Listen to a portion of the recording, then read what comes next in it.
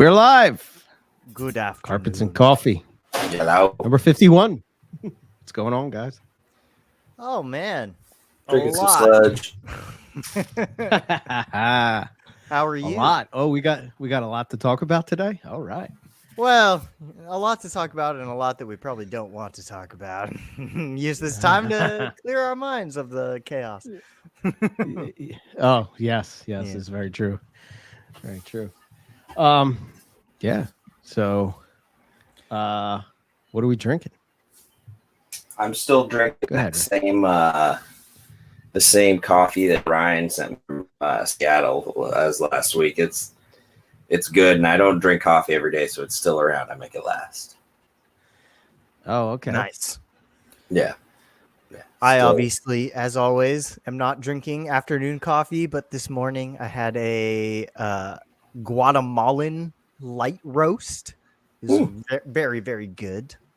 I didn't bring the bag over here. It's in the kitchen, but another Pete's blend. There's just always a Pete's nearby, man. So I don't know when I'm going to try something else. That's the way to go. All right. Yeah. Fair enough. Yeah. I was telling Riley before we started, I got this new coffee called the company's called Relevator, and I've heard of that. Yeah, it's actually they're from Alabama, and I think the thing I like about it, there's no bells and whistles. It's just a really, really good dark roast, regular, coffee. No monkey business. Yeah, just straight coffee. It's the 9 to 5 house blend. It's really good, so Excellent. I highly recommend it.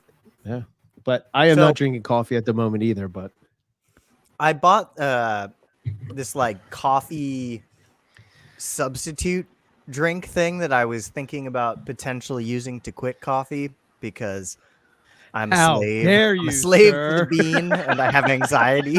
But what I've ended up doing is I just drink 2 cups of coffee in the morning and then I drink the coffee substitute in the afternoon. So I'm drinking both. Right. It's like this like worse. black tea, like chai with a bunch of different mushrooms in it, and you like blend it up. It's pretty good, but it didn't replace coffee. It just is an additional level of caffeine and beverage habit. Gotcha. Yeah. So that backfired. Okay.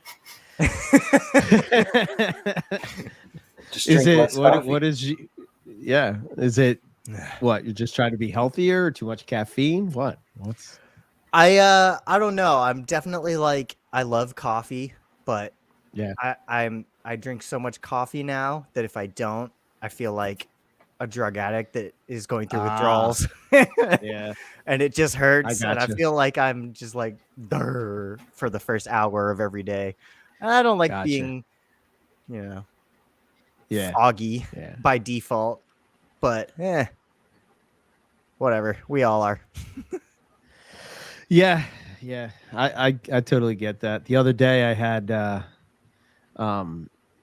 woke up late, like did you ever have one of those things where you must fall back asleep even though your alarm went off and you just like you're having the most like peaceful sleep ever, and then you just like in your brain you're like, I think it's later than it is. And like, what time is it? And I look at the clock and I was like an hour late. I'm like, oh shit, it takes me 45 minutes to an hour to get to work. So I'm like, I'm just scrambling to get to work, and I had no coffee. When I get to work, I go, like, I have a K-cup machine in my office, and I went to use that, and it had to be descaled, so I couldn't like use that. I'm like, what the hell? This is bullshit. I can't have coffee. I'm so grumpy, man. Yeah. So like, stay away off from on her. the wrong foot with it too. Yeah, it'll like ruin your whole day. Yeah, man. Yeah. So, but I feel your pain. So. Yeah. But it's so delicious. It's so delicious. Yeah. So I what's used to going drink. on? I used to drink an absolutely ungodly amount, and now I don't because it broke me. So now I just reserve it for the weekends usually. That's good. I usually have a cup in the morning, a cup like I equate it to like somebody smoking a cigarette. So like maybe like so when I wake up, I'll have a cup, and I drink that driving to work. By the time I get to work, I, do what I have to do, whatever, and then probably around like 9, 10 o'clock, I'll drink another one, and then I drink one when I get home from work, and that's it. So just three a day. But when I come home, I drink like an espresso, like not a full cup of coffee, but it's like mini coffee, but just as much caffeine and all the good stuff, right? I don't In my understand years- how you sleep. In my Yeah. earlier Sleep like a years in baby. zookeeping, I would make a full press, drink a press in the morning. Right. Like I'd have some at home, and then I'd have some on my way to work, and then I'd get to work. We'd have our morning meetings, and then everybody would get their stuff, do their thing. Then we'd run down to the cafeteria, work, and then after lunch, would fill up my whole thing again and have an afternoon coffee. So I would have on average the equivalent of like 5 or 6 cups a day. Ugh. It was gnarly. Wow. It was too much. Yeah. I'd have been just pooping myself. I'm going to be honest. I think I built my body up to some high tolerance that it like ran to just like crash, couldn't take any more of it. And so now I can't have very much coffee these days. Earl's Yeah. Earl I think he's in PA because this morning, I'm pretty sure he's in PA or he's in Jersey, one or the other. But anyway, the ride this morning was like a sheet of ice. And it'll keep you on your toes for sure. Prefer not to drive on ice. Yeah. Yeah, you can't really do it. I don't care what kind of car you have. I don't care what kind of tires you got. Poconos, yeah. Okay. Yeah, he got it worse than what we got. Yeah, solid ice. Yeah. No good. Well, there was some we don't- frost on the roofs this morning, which is my version of a blizzard. Oh, there you go. Fair enough. It's a little breezy out today. I mean, It's like crazy, man. it's cold. Like, don't get me wrong, but I'm looking at sunny blue skies. But it's like, in the sun it feels great. But I bet you the air temperature out there's probably 51, 52. We had the other day. I was driving home and it was 72 degrees. Wow. Oh man, I woke up this morning and it was 30 degrees. wow, nice, Oh man, it's crazy. very different, Okay. very different. How are your snakes responding to that massive temperature shift? The stuff that you've been pairing up? Yeah, so it's just my reptile room is actually pretty. It holds temp, maintains temp pretty good, but it just makes it easier with the cold night. Like at night, turn off everything and the room just chills down real nice. But I think my snakes personally respond more to like the front. Like the pressure drops and changes and stuff. So yeah. I saw some action. Nice. Fingers crossed. Fingers crossed. Excellent. Are you still pairing stuff, Lucas? Yeah, I am. I think so. I think last time the Woma was already gravid. That was 2 weeks ago because I wasn't here last week, I think. Yeah, so the Woma's in the pre-lay shed, and then Highlighter Jungle is in the pre-lay shed. I think she did ovulate when you brought me those cages. Yeah, she looked like she was either like right there or finishing up or something. Yeah. So that's exciting, but still pairing blackheads just because why not? Yeah. But probably not going to happen. But I said that about the jungles too. So I mean, we're still pairing our blackheads at the shop. mm-hmm. Yeah. Yeah. The female seems that really nice, clean one. The bigger one seems to have, looks like she was ovulating or getting close to. So Nice. we'll see. 2 years in a row Cool. for her, maybe. Maybe. Yeah. Nice. Very cool. So what do you guys got going on? Well, let's start with you, Riley. I mean, you had a good week. So Yeah. My geckos finally came in. I'm so stoked, man. I've just been sitting there staring at them. a lot. So for people that are gecko illiterate like me, what'd you get? I got golden-tailed geckos. They are a species from Eastern Australia. They're the Stropharis tenicata, and they like to lay out on their sticks and branches during the day and sleep and kind of just rely on their camouflage, but they're more active at night. So it's funny, they're nocturnal, but they do get UVB by being out during the day. And they like it hot. You kind of heat them and give them a gradient like you would a carpet python, which is kind of interesting. But yeah, they're freaking rad. That's cool. Yeah, they're so cool, dude.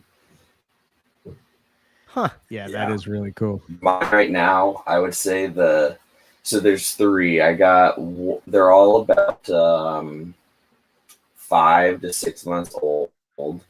And the smallest one I would say is maybe just about 2 inches long, tip to tail. And the other 2 are maybe a 1/4 inch longer.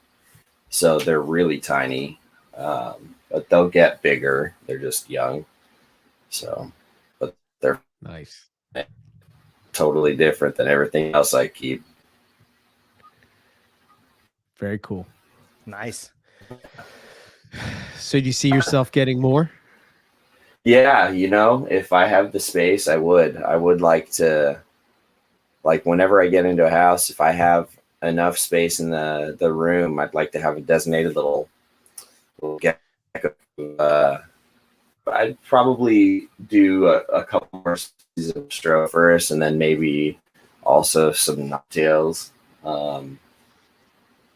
But yeah, I don't know. I think they're fun. They fit the scheme of how I run the room. So I think most of the strokes and Nephro species would do well in here.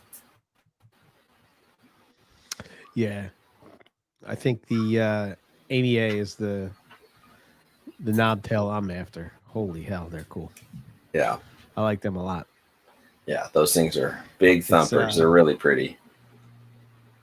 Yeah. It would fit right in with you, Centralian Exotics, Mr. Lucas. Yeah, Maybe it would, but that's out of my wheelhouse. Dude, you would do really well with them. I don't have any toes in that pool and no intention at the moment. Hey, Eric, you remember when you said that about monitors? Yeah. Yeah, well, I mean, to be fair. I remember when I said that.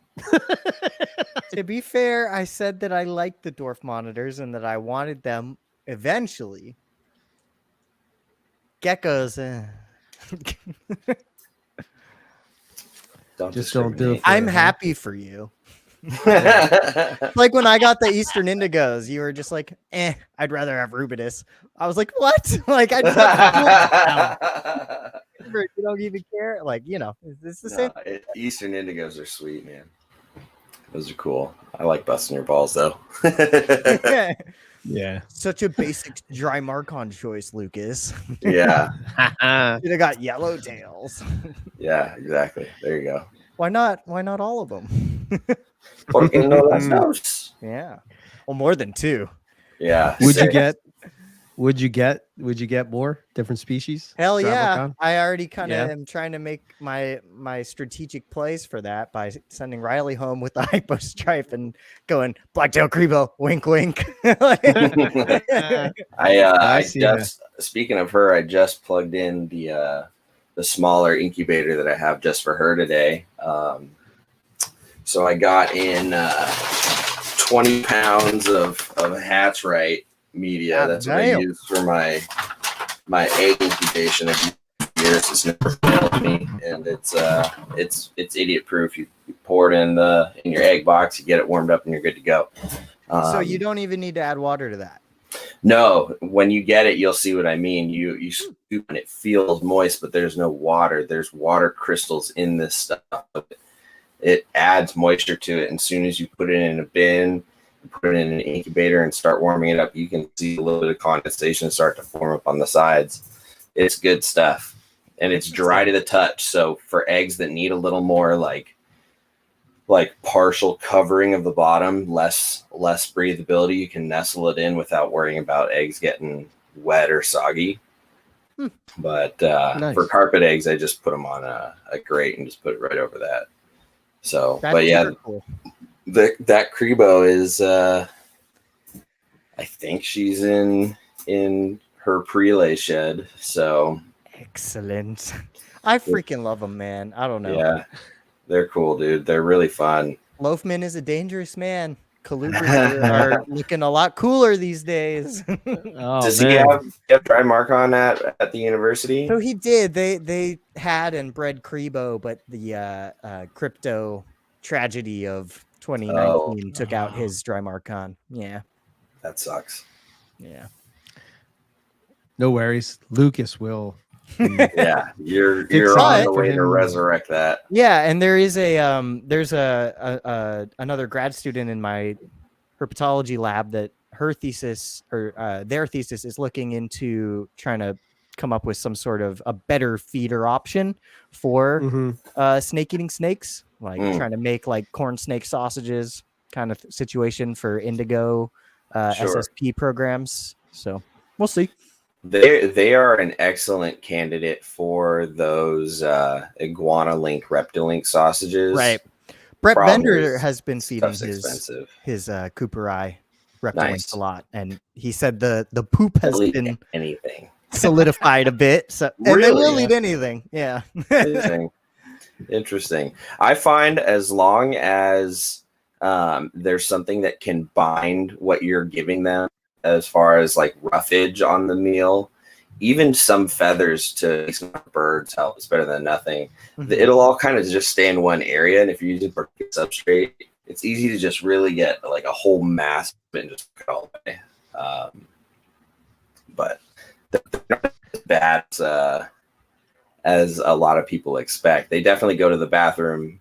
You know, it's funny, listening to a lot of other Colubrid people over the last year, the saying is becoming much more, like I hear it more. It's you feed them once, they go to the bathroom twice. And it's very true for them. But I would imagine falsies is probably more like 3 times.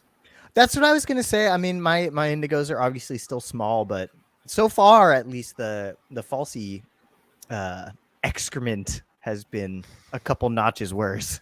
Yeah. Yeah. Yeah. Crebos aren't bad. It's not bad. Yeah. I was listening to, I think it was THP, and they were talking about colubrids, and they were saying about how much their room stinks from colubrids as opposed to, somebody that doesn't have colubrids. Is it really that? Like, if you have a big group of colubrids, you can really Well, that's the smell? thing. I mean, maybe if you have a big group, but Yeah. for me, it only smells like shit if you're not on top of cleaning the shit. But that's easy Right. when I only have 4 or 5 of them. Right. And the Right, thing with right. colubrids is, because of how much they go to the bathroom, you could be on top of your cleaning. Right. And the next day, half of them can take a crap. And Totally. then, like, you come back from work and you'd had it perfectly when you went to bed, and it's destroyed the next day. It just depends on numbers. Like, if Bratz has, like, 10 or 15 rat snakes, a half a dozen water snakes. I think he has like 200 snakes now. What? Yeah. Bratz went that hard? I'm pretty sure he said something like that, which Holy I shit. think that's why it sort of stuck out to me, because I remember him trying to cut down his collection, Yeah. and then like I think he refocused it to more colubrid centric type of collection. And of course he has like those ones that are notorious stinkers, right? You know what I mean? Like Yeah, water snakes Nerodia. are like Notorious Nerodia. Oh man, that poor guy. It's the new name. That poor guy. Yeah. Oh man. Yeah, I mean, There's no doubt though, like you can get a little lazy with your python, spot cleaning and not notice. Yeah. Not quite the case with some other species. Yeah. So it's for just sure. a matter of like you have to stay up on top of it, right? That's it. Yeah. Yeah, they'll go to the bathroom. I've never a had lot. such a big group. I mean, I've worked with colubrids, a lot of different types and stuff. Mostly the more mainstream stuff like rat snakes and king snakes and things like that. But I guess I never had like such a big group of them that I ever noticed anything like that. You know. But. Yeah. Yeah, it can add up when the numbers go up. Yeah. It goes up exponentially and stink. But again, mine are tiny. I might eat my words once they're 6 foot and those poops are a little bigger. Well, yeah, as but long if you as don't have use, like a lot of them. yeah, and as long as you use particulate bedding and you're on top of it, you know, the right bedding can help keep odor down. And for sure. Yeah, it can be, I would imagine it's very similar to rodents, right? Like, if you stay on top of it and you have a manageable group, I mean, it's still going to smell like rodents regardless, but it's not going to be like overpowering, if you will, you know? Yeah. Right. I don't know. I've never bred rodents, but. Oof. We have the rodent breeding room at the vivarium. They're nasty. Our rat guy wears like a legit apocalypse gas mask for cleaning. Really? No shit. Mm-hmm. Yeah, like the high end, like he would be fine in a gas attack kind of mask. Like, right. Yeah. I would think I would probably have to. I would probably have asthma attack and die or something like For that. sure. There's some That's days what that I keeps- feel like every time I walk through that room, I shave a couple months off. Yeah. Very cool. Yeah. We have to have our rodents at the shop cleaned at least 3 days a week in order for it to be, you know, not noticeable. Yeah, now that I'm thinking of it, like all the times I've gone to Owen's house and the amount of colubrids that he has, I never really smell. It doesn't smell. I never really smell it. He's got a pretty diverse group of colubrids. I mean, I think. Seems like he does. I don't know. Maybe he's got beauty snakes and He does. He's got a lot. rat snakes and pine snakes and king snakes and corn snakes and false water cobras. Now he has king rats, Crebos, mad hogs. King rats. Yeah. God damn. Yeah. I think Melissa probably keeps him in check, though. You know, she's not going to let it smell. That is probably 100% true. Yes. You think anyone can keep Owen in check? Yes. She can. Yeah. It's oh man. See, I backdoor it. I go through her to get to him. I'm not no. There was that morning, I forget when it was last week, that he like butt dialed our group chat, but as a video call. And so I called him back immediately, and he's just like, "What is this? What are you doing?"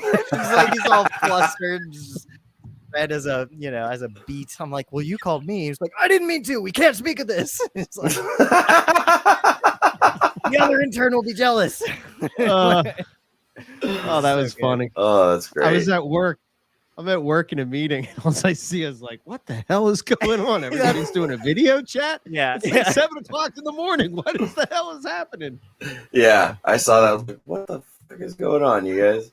It was really weird to see his face in the morning. Oh, gosh. Yeah. That'll wake you up. Yeah. Yeah. It was funny. Yeah, I've done that on herping trips. Oh, boy. You're like, oh! Oh, it's just Owen. Well, hello. Fancy meeting you here. This witty son of a bitch. Yeah. So, did you overdo it this breeding season? Yeah. Yeah. Yeah, a little bit. Lucas, no? Yet to No? be seen Feel for good? me. I mean, if all four of the Brettles go, and then the Woma and the Jungle goes, I might be stretched for baby rack space. Incubator will be fine. Oh yeah, my Aki's gravid for sure.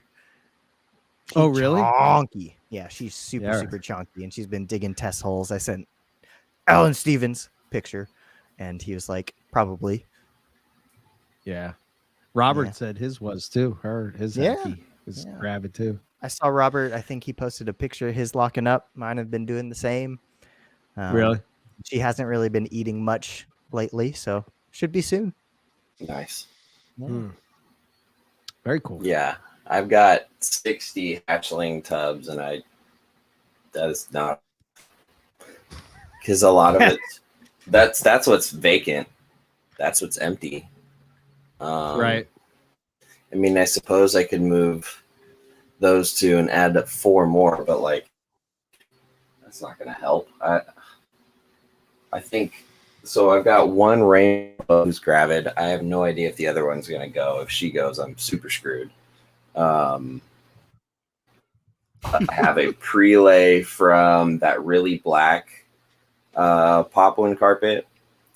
So she'll be the first to give me a clutch in about 4 weeks. And then both of the tiger head axanthic coastals are in. That really nice orange poplin is in prelay. The jungle I got in recently from Todd will be going eventually. I'm pretty sure the jungle from Travis will be going. So if those 6 go, assuming the Bradley pair doesn't, 6 carpet clutches, a Karibo clutch, and a rainbow boa litter. That's like 120, 140 babies. Wow. Yeah. Fingers crossed. Now that you said it, the Brittles probably will go, and you'll be extra screwed. I mean, that'll be like good and bad. It'll be like, hooray, I did it. Shit, I did it. Yeah. Now what? Yeah. I mean, the only saving grace is one, the rainbow boa litter won't come until fall. So those she'll probably shed in the next couple of days, which means she'll drop the beginning of September. Okay. So I've got time to get, roughly 24 bins freed up for her. But yeah, if the Bradley do go, then they'll go around that time. Yeah, I definitely need another 80 hatchling slots to be safe. Wow. Shit. Okay. Yeah, shit. Good thing you have a CNC machine. Yeah. I was talking with it was like, so here's a link to the hatchling tubs I use to buy them in bulk. Let's buy a bunch of these. We'll make some tubs for the shop. And here's a great idea. Make the test guinea pig one for me. We'll just do it like this. And Lucas. And I was like, I'll pay for it, of course. But, I need like, let's go 4x15 or something like that, Right. But I need a lot. Speaking of poplin carpets, did you guys happen to catch Carlos's Stripey.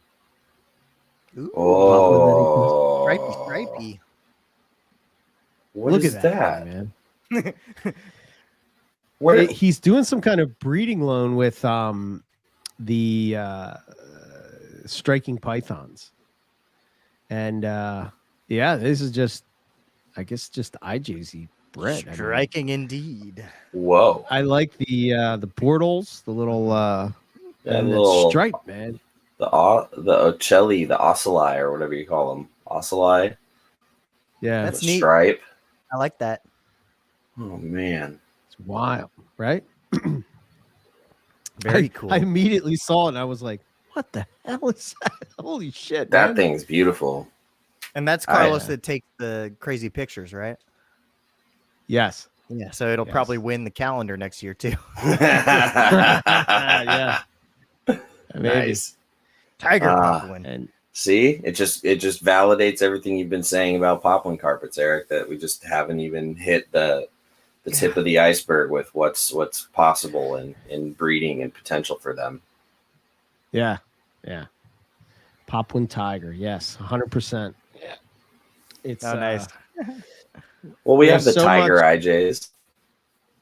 Yeah. I guess that's our version of it. That's actually pretty close. I mean, as far as the stripe itself, that animal is pretty close to a tiger, but I think the tiger that Balin has is just a little. The back stripe is just a little bit bigger. Yeah. Have I Robert heard from says Craig? he needs roughies. Yes, you do.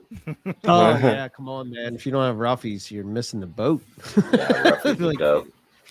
How fun was that video from Riley's channel? Which one? Oh, at my house. That's what Robert's talking about. Oh, okay. Yeah, that was a great video. I love That that. was I really fun. enjoyed that. Yeah. That was a long one. Yeah. It's always cool.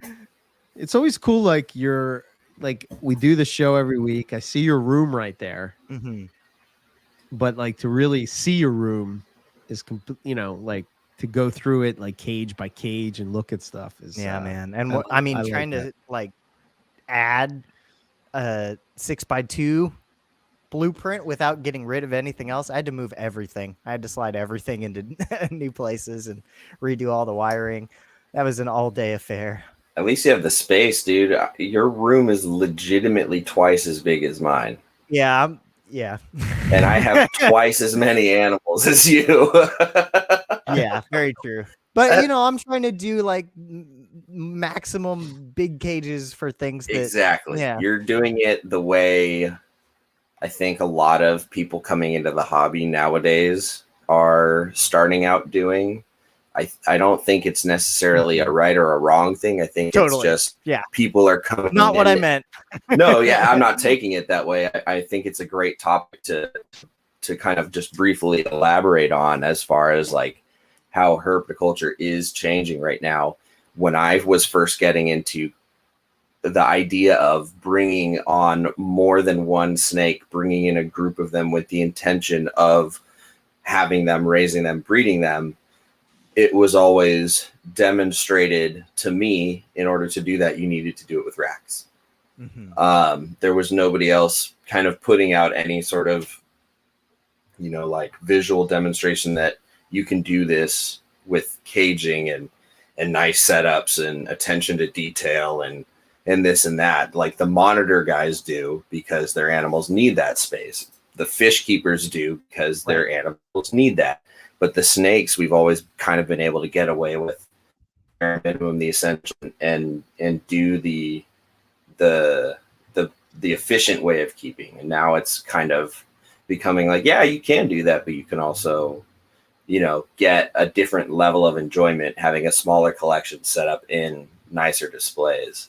And For so sure. I think that's where some of us who existed before this current train of thought are like kind of in either a transition or just it is what it is. Don't get me wrong, like I'm definitely That's also me. in the middle ground. Like I have plenty of snakes in racks, but Yeah. I'm trying to balance out both sides of that extreme and exist somewhere in the middle. Yeah. I like to think that if I came into this sort of circle now, I don't know how many racks I would have. I would probably do what you're doing, is like planning on a species, a project, a couple animals, and doing cages right away. Right. Yeah.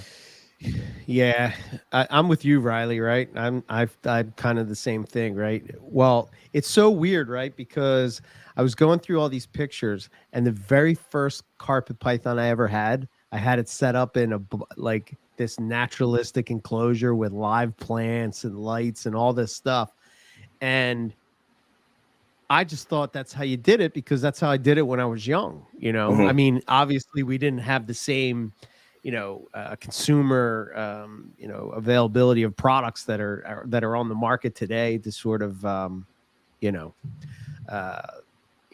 make it easier, if you will. So you sort of had to like, use whatever you could. But now I just see myself, I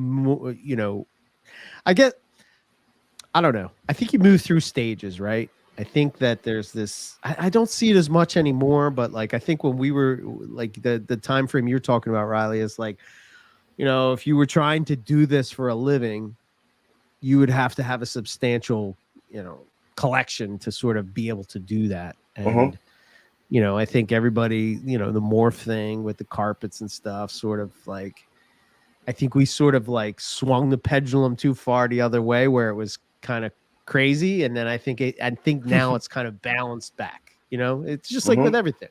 Yeah. What is that? Is that a roughie? Yeah. Yeah. Okay.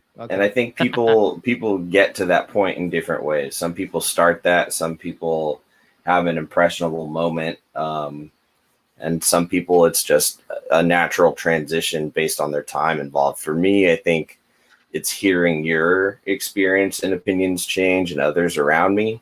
And then it's Yeah. also getting into other species out of my comfort zone, like these geckos, like, getting the little shrimp tank that I do for fun. You know what I mean? Just like little Right. things like that. It's kind of opened me up again. And I go back to my days in zoos and thinking about how those animals on display would behave differently. And I don't know, it's just something to think about. But, to the same token, I've got animals, happily breeding in tubs. So this isn't like me saying one way or the other is better. I just think, Yeah. I think it's he's becoming more conscious of this other angle, I guess. I Yeah, think it's definitely. always something. I think for me, I always felt that,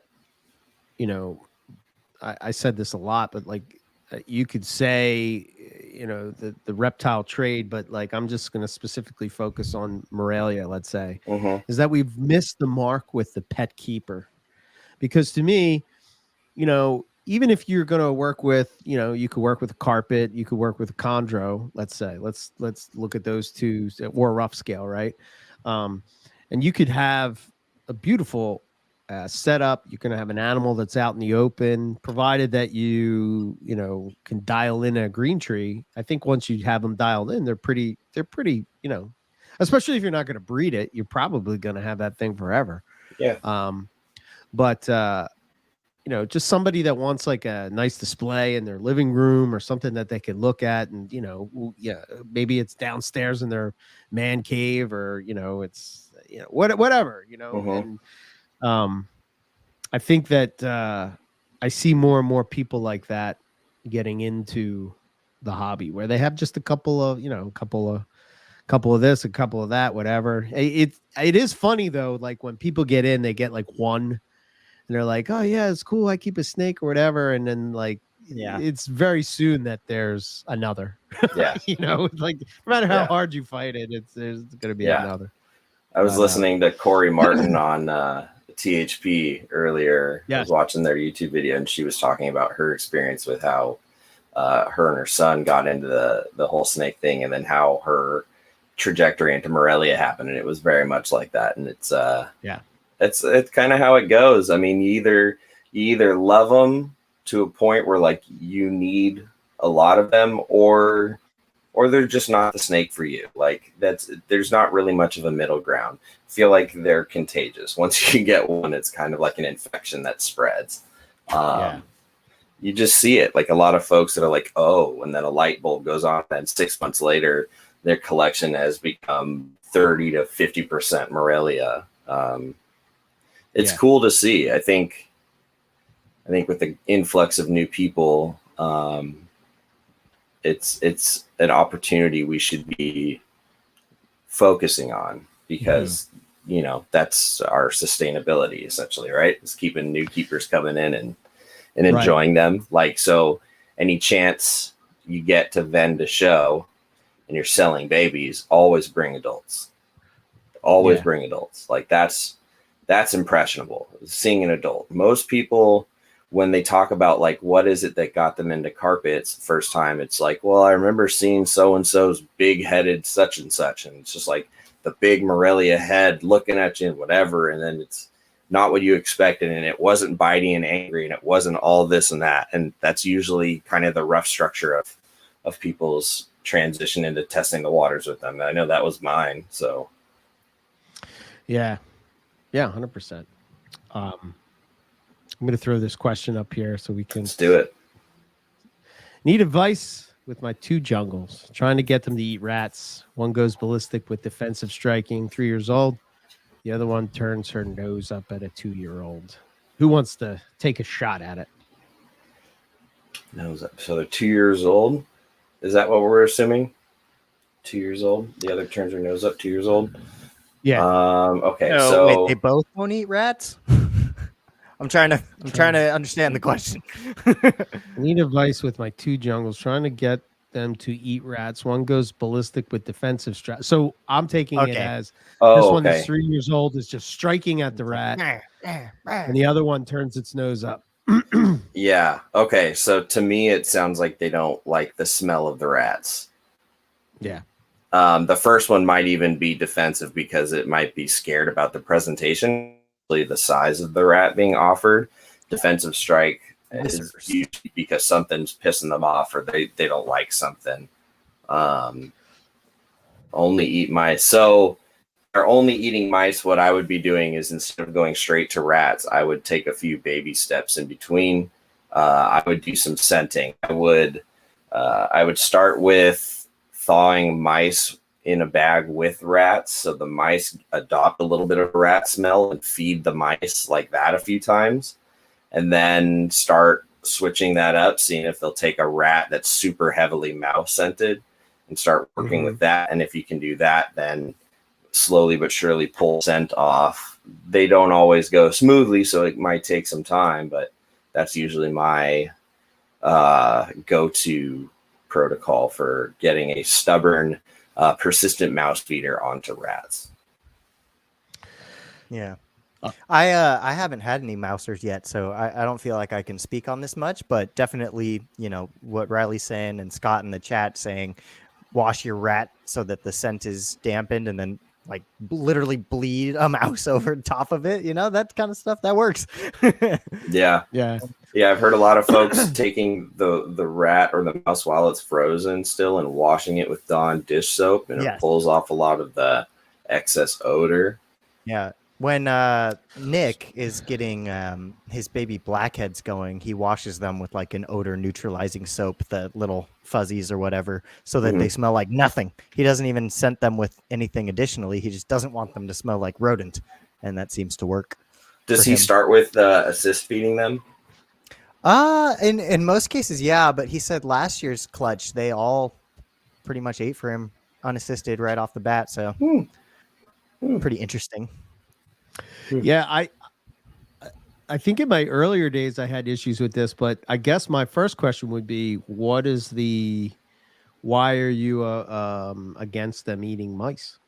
You know, that would be my first question. Like, I think there's an idea in the carpet python world that like it's a bad thing that they eat mice. Like somehow that's not going to sustain them. I got to be honest. Like, I think talking with Rob sort of changed my perspective on that a bit, right? And I think of in the NPR chat today, Justin, I know it's not a carpet, but I would assume that this is what happens in Australia, right? If somebody has a rat shed or something like that where they have breeding rats, a carpet python is going to show up just like a corn snake would show up with here in the States. And it ate a bunch of mice. You know what I mean? So I guess maybe the idea is that you're going to feed one rat as opposed to, say, 3 mice or something like that. I guess. Chick down has worked for me. Chick down is another good one. If you have the chick, like a chick, you just cut off that fluffy underneath and just kind of rub it all over the rat. Sort of would take it. I think though, here's a couple of things. I don't know what you feed. I don't know how often you feed. I don't know any of that kind of stipulations. But what I found is that if you feed, which is funny about the whole feeding thing, right? So I think that well, without going into the whole thing, but you know, there was a post the other day and it was sort of saying about like the happy medium, right? I think that in the early days, I probably swung too far to where I was overfeeding, right? And then I swung too far to the other side where I was feeding too little. And I think there's sort of a happy medium there. But I found with carpets, when I was feeding, cycle feeding, not feeding every week, they never refused a meal. Never refused a meal. As soon as I started feeding like that, rather than the typical, I'm not saying this in a bad way, but like like I have a couple of carpets and I feed it every week because this is just a routine. The other thing is, I don't know if he said that they were male or female. So male carpets will notoriously go off food in this time of year. So that may be why you're getting the striking that you got going on. That's true. That's true. So they get 2 XL mice every other week. See, even Yeah, I mean that's a good meal though. That's fine, but yeah, that's a great size meal for a 2 and 3 year old animal. I would think if you have access to extra large mice, those are probably the size of a big winged rat or more. I would imagine that would hold over, a few of my animals for a bit. I don't know. I guess it depends on how big the animal's getting. I mean, some animals just want to keep growing. I don't know. I think if your animal's okay, like taking, like you just pop a bit of 3 or 4 mice in there. Yeah, I mean, I would imagine a carpet in the wild, right? Obviously, we're talking about carpets in captivity, but I would just think they would be programmed to eat whatever comes their way. If it's a bird, if it's a shit. We showed last week a carpet python eating eggs. You know what I mean? So, I mean, I don't know. I would like maybe not feed for a bit.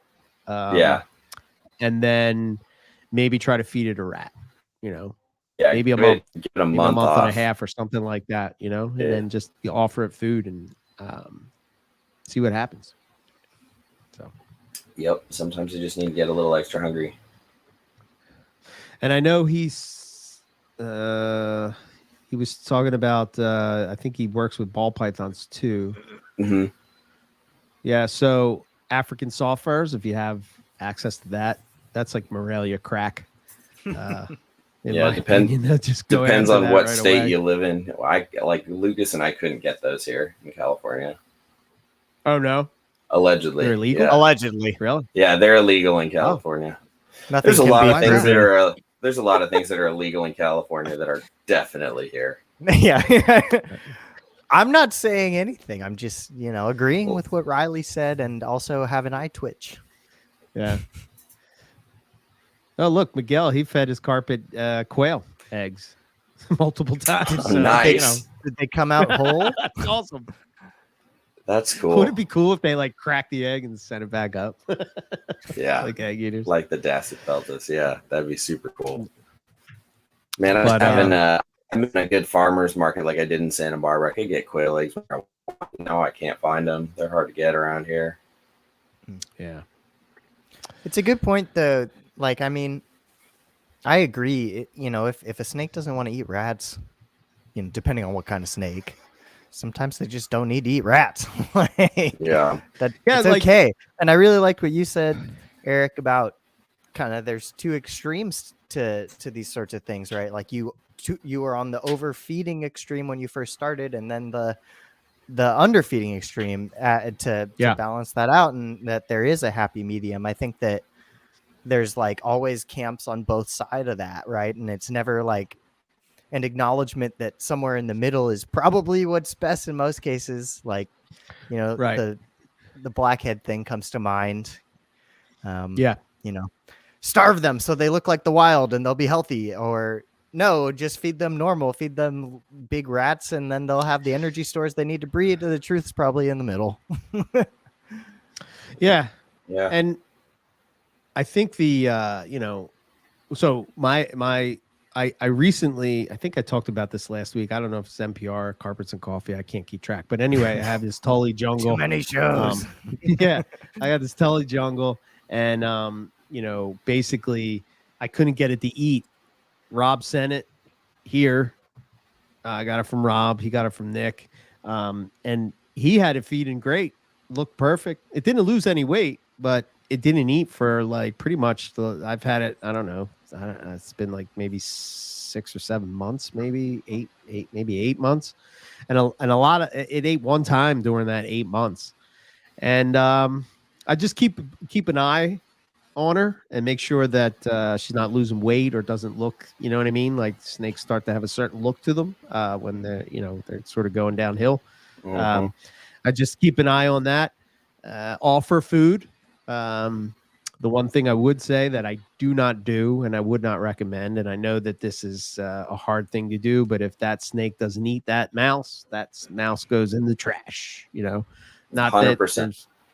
Not that there's anything wrong with my snakes or whatever, but that's just how things get spread throughout your collection, right? So as just a best practice, it doesn't eat it. That $1, $2, whatever it is, mouse goes in the trash.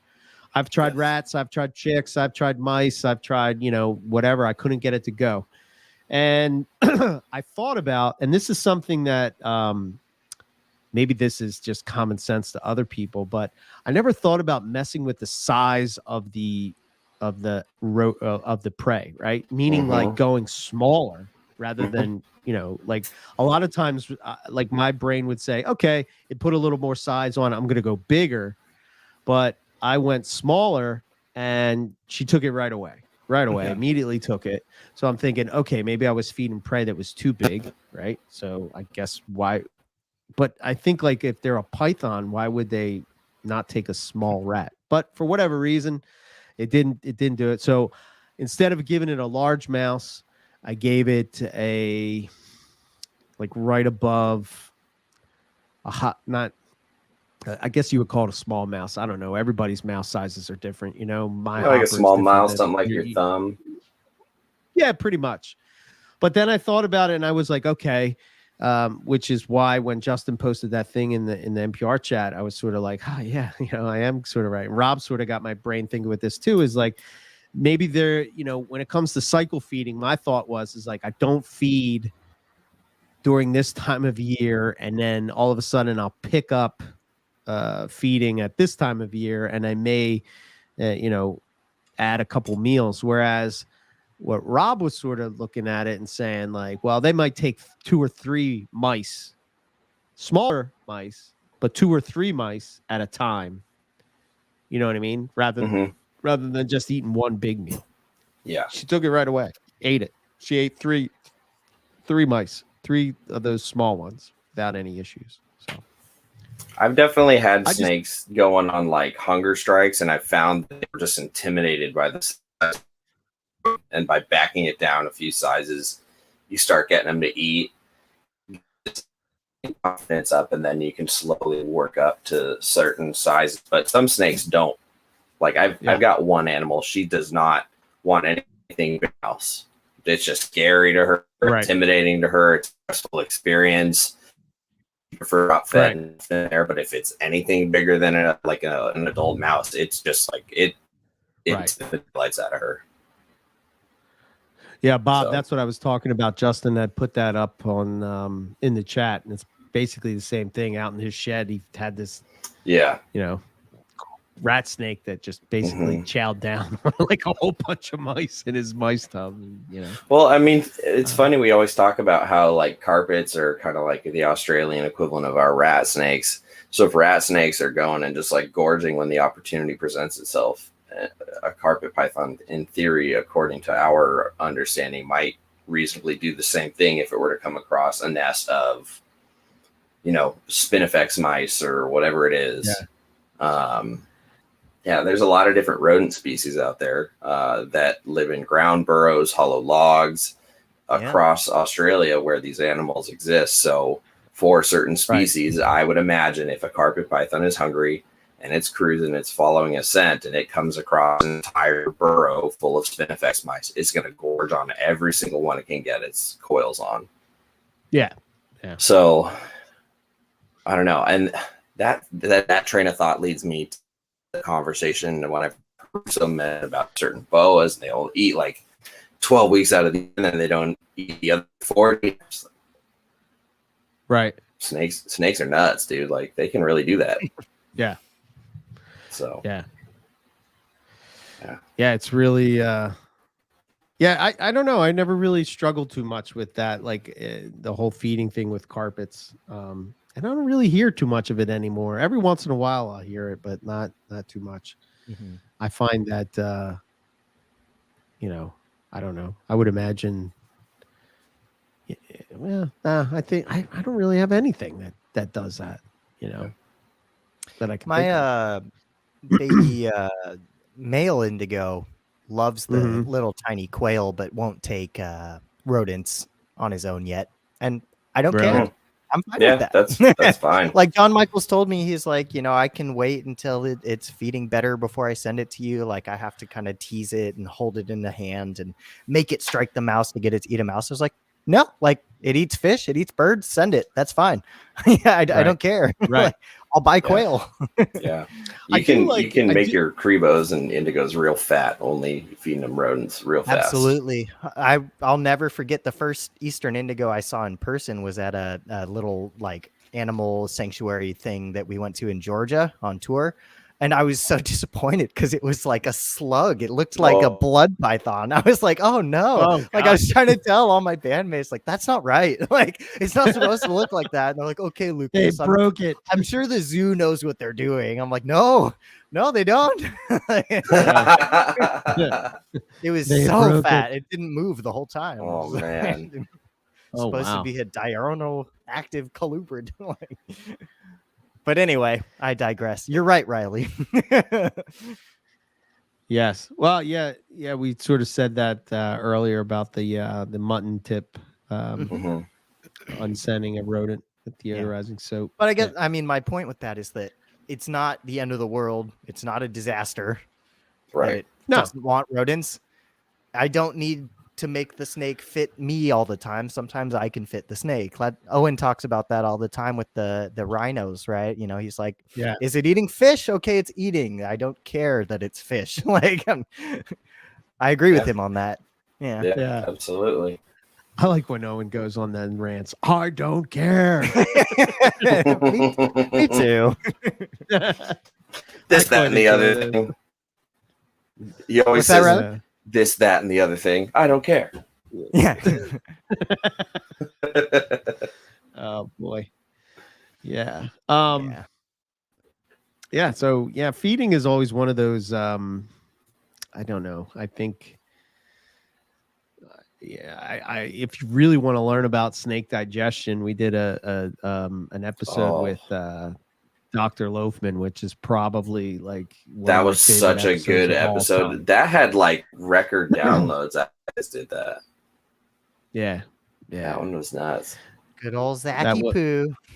Yeah. It's just, I guess our ideas and whatever, and then you're talking to somebody that actually knows the science behind it really, I would love for him to, because on the NPR episode, it was mostly Python and boa focused. Of Yes. course, I would love for him to do one on his show more specific to the Colubrids. digestive process and why it's different. Why he says, feed your false water cobras every 4 days, and that's okay because it's not like a python. So what are the differences? That would be that'd be good to know. Sounds like a student of the serpent episode right there. Ah. Well, I'm a student of the Loafman. So. Yes. Me too. Yeah. That guy is he's awesome. digging up crayfish right now. Yeah, I know. I see posting him a all bunch over of photos. Instagram. Yeah. Well, so he's teaching my conservation biology class this semester, and he wrote out an email at the beginning of the week, and it's like, "I am digging for crayfish. There's no Wi-Fi, no class this week. Like independent study." Like, Nice. Yeah. They're just you're right. They're just completely different as far as the way they function. I wonder how do this is probably a question for Scott or Ty. I don't know if they're back there, but where do elapids fit into that? in terms of Are they digestion, more like along the lines of like a colubrid, or are they more along the lines of like a python? Or are I they think their they have own pretty thing? fast. I think they have pretty Yeah. fast metabolisms. it's a great It would question. I seem mean, like it, in right? terms Yeah. of clades and whatnot. Like, if I'm not mistaken, the elapids are a lot more synapomorphic, a lot more evolved, like colubrids. They're not more basal like python. So my guess would be it's more like colubrids. But Scott, Fill us chime in, off. Scott. My Put the coffee ignorant down. my ignorant assumption is that because their activity levels are higher than that of most pythons, and that a lot of them are more diurnal, I would think that they probably have a faster metabolism. My thought that would be that elapids would have the more colubrid-like metabolism, whereas vipers would have more of the python-like metabolism. Yeah. Because if you think of like, rattlesnakes, well, do elapids hibernate? They don't really come from areas where they would have to, right? I mean, a opposed lot to of them like, go into underground burrows. They do get Right. some seasonality. I'm just talking out my ass, man. When it comes to venomous stuff, I don't know anything. I'm just asking questions. I don't want people to take it as, like I know what I'm talking about, but I just would be curious of how that would be. I guess like I think of like vipers like as ambush predators, right? I think of like what is that? Live in the BBC thing on reptiles where the Attenborough was watching the timber rattlesnake as the chipmunk went down that trail, and he's watching it from the tent or whatever, and it just waits there, Right. So Whereas like a mamba or a mulga is gonna actually hunt scent trails and chase down its prey. Mhm. yeah, Yeah. okay. Yeah, all the rattlesnakes and vipers I've worked with are more ambush, sit and wait predators. Right. And they I would would put on even they think would put like on weight real fast if you fed them too much. yeah, like Russell vipers. I think of like things like that. Bushmasters. Those kind of like sit by the tree and wait type of Yeah. deal. But that's for those venomous people to figure out. Yeah, there's a lot of people doing some cool work with venomous these days. Die-hard, passionate individuals studying, reading, all that good stuff. Yeah, I find venomous snakes fascinating, but I sort of like keep it an arm's length away because I am too fearful that if I start to research it too deeply, that I will go down a path I don't want to go down. Yeah. Yeah. You know what I mean? Yeah. And you're allowed in Pennsylvania. Yeah, I know. Right? Yeah. Yeah. I'm It's not Wild allowed West to go over down here, the path. Yeah, for me, I am comfortable with it and have had training for years and just feel quite comfortable with a lot of different things. The only thing I could ever see myself realistically dipping my toes into would be some form of crotalus, and only if I had a locking secondary building that wasn't attached to the household.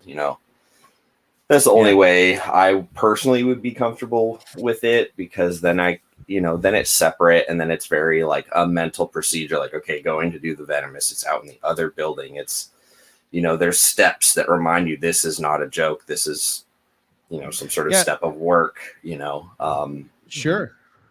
Yeah. But I couldn't see myself ever getting into it for like breeding purposes or any commercial level, because to be completely honest, there's very little commercial value to a lot of venomous snakes. They're But like, you can be a YouTube vlogger. yeah, but you have to do really sketchy stuff in order to catch people's attention. The guys who do it properly and without sensationalism and good handling and stuff, it doesn't get the views, i.e. the monetization. And I know, I was kidding. I know. I'm being, we're playing off the fact that there might be some audience members who indeed maybe are considering getting into venomous. I don't know. I just venomous is that's a big deal, man. That's that is a serious commitment. I mean, like, you think getting a tortoise is a commitment. You think getting a python that can live 25 years is a commitment.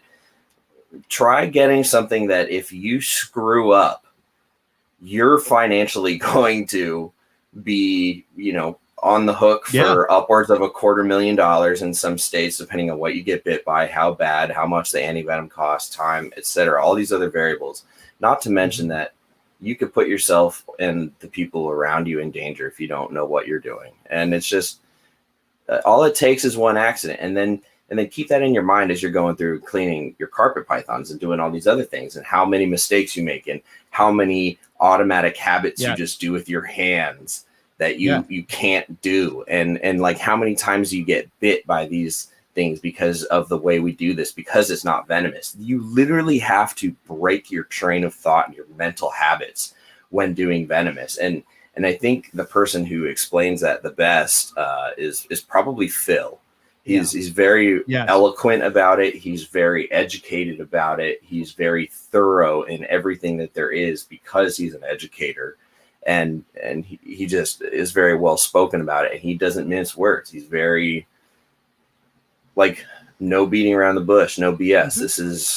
This is legit. It's not about whether or not the species can kill you or not. It's about everything before that it's a problem, and everything that comes with it that can go wrong. That's a problem. Was it on Fight Club where he was talking about mentorship in Venom? Yeah. That was great. That was exactly the topic I was thinking of. Yeah. He had a lot of good examples of, just how easily it can go south. Yeah, sure. I have what's a video. In the trash can? No. Exactly. I have a video on my phone from when I was pulling our Eastern Diamondback rattlesnake out of a can, putting her back on exhibit back in the zoo in Santa Barbara. And I keep that video because I like to see that snake. I miss that snake. She was beautiful and hated me. But it's a nice reminder of how lucky I was every time I worked with that animal, because she was so big that even with the right safety protocols, I still had to choke up with the hook to get leverage. So I'd have the handle up here and my hand would be at the end of the grip. So I've effectively taken about a foot off of my gap between me and her, just so I didn't hurt myself, because she was so big, because it would hurt your wrist. And she would bend the hooks when I was like picking her up and putting her in. You could see the hook sort of bow.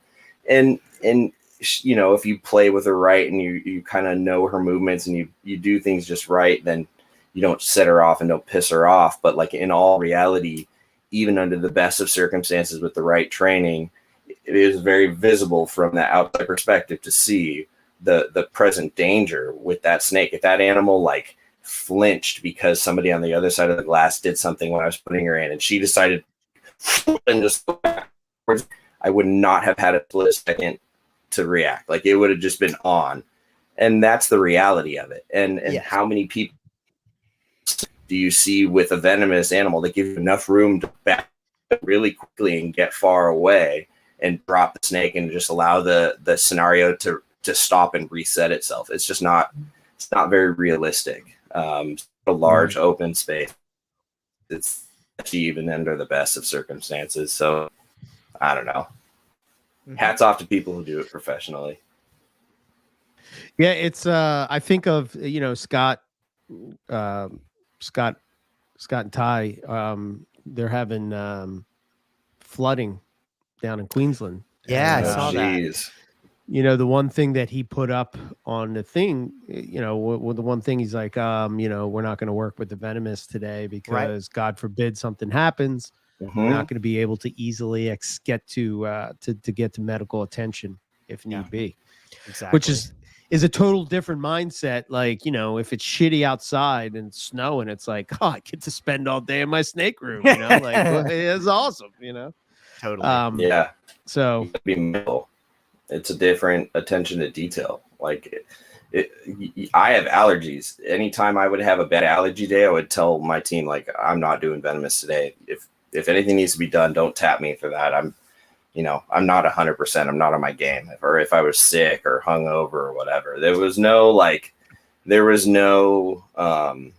nobody would be upset. It was like, we'd rather you be straight up and honest about that. Nobody's going to judge you or be angry if you're not, on it that day. It can always be done later by somebody else. So there's always safer options. Yeah.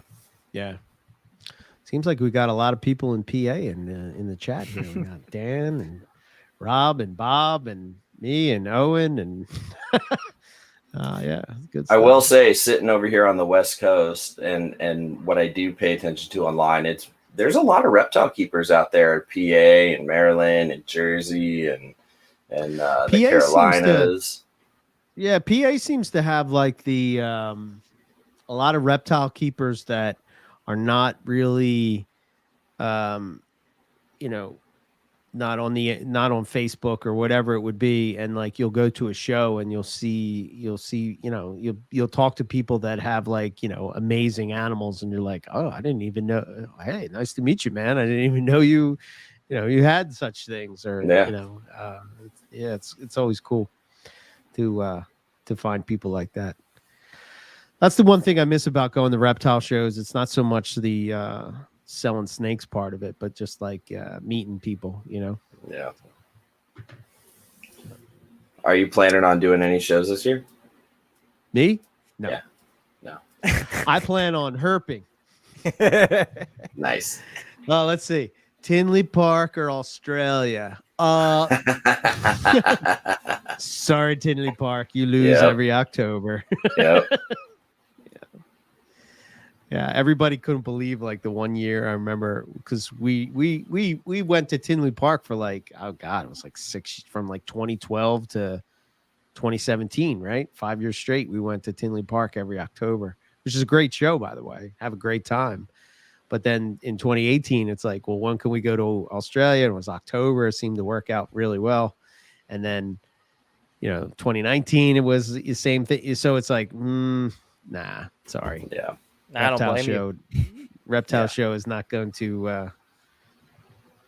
No, not going to top Australia. no. Yeah. So I want to go to Australia. Yeah.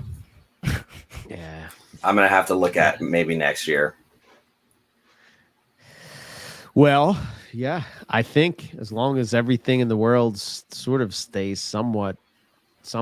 Not World War III. Yeah. If World War III doesn't erupt. Yeah. This year my big spending is going to the wedding, unfortunately. Well, fortunately. Yeah. But no Australia trip. Nice. She didn't hear me. We're good. Australia's. I stumbled upon. So, here's one thing. People were asking me about. I got a couple of messages about.